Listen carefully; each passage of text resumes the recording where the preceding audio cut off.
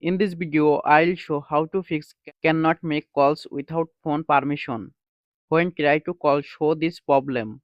Let's see how to solve this. Tap on hold phone app. Click on app info or I button.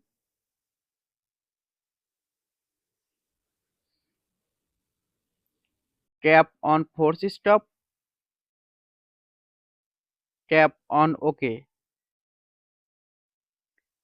Tap on permissions. All permission allow on phone app.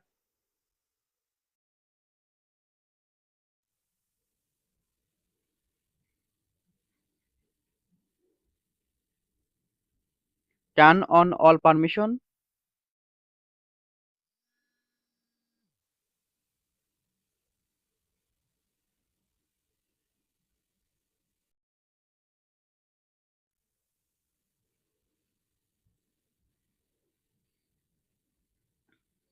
Go to phone app. Cannot make calls problem solved. Thanks for watching. Don't forget like and subscribe.